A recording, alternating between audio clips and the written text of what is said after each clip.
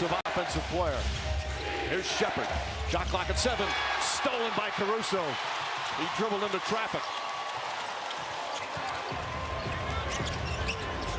And 6 turnovers, and then a turnover by OKC. That's their second.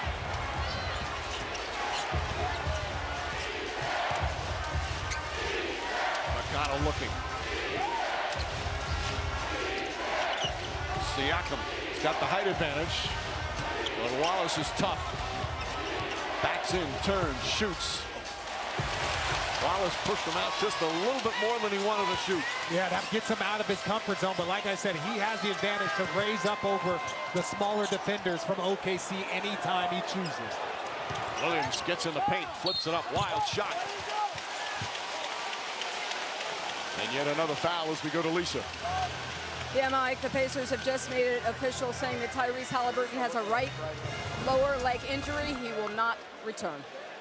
And again, you watch that right away, the pain. He talked so much over the past couple of weeks, his dream to play in an NBA Finals. And here he helped bring his team to a Game 7.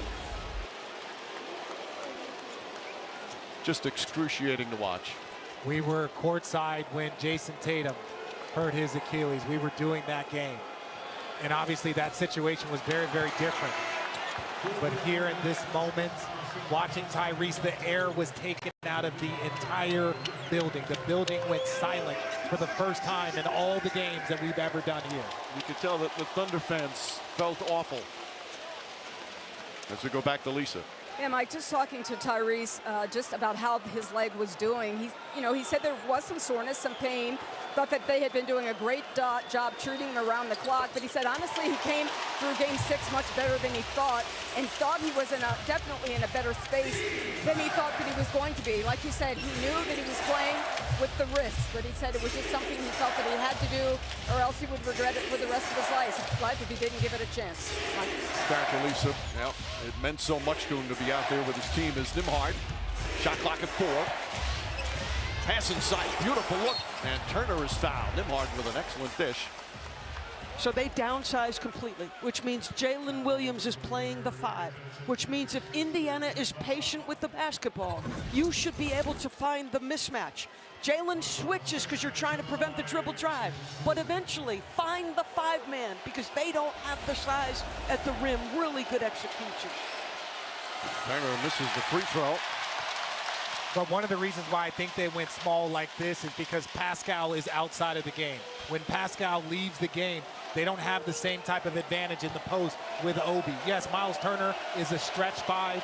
He likes to play out there, can roll, but this is an opportunity for OKC to play small.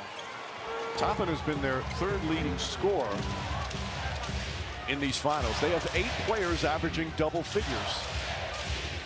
Now missing their star point guard, SGA. Nice spin. A trip and a foul. Nembhard his first. And more free throws for Gilgeous-Alexander.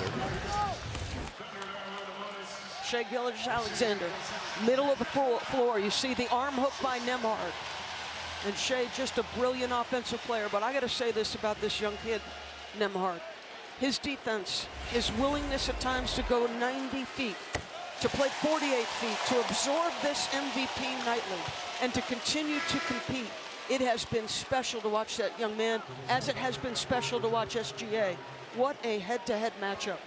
Well, Richard, you know, you go through the playoff grind for 2 months. You're physically exhausted and you're mentally spent. And now there's an emotional component. There's an emotional component for both teams. OKC can't let up. As you see the steal.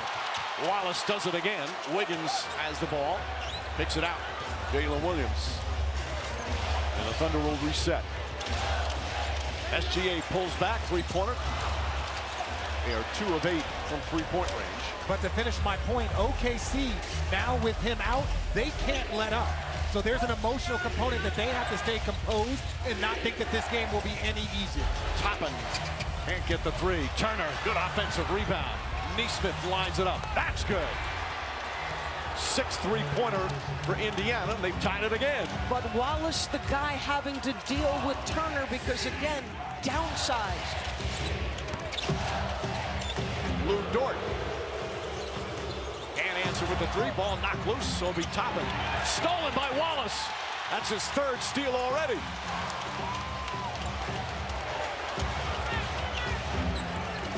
SGA pulls up, elbow jumper, got it. Timeout Indiana. Gilgeous-Alexander has 12. SGA, we said it in the open.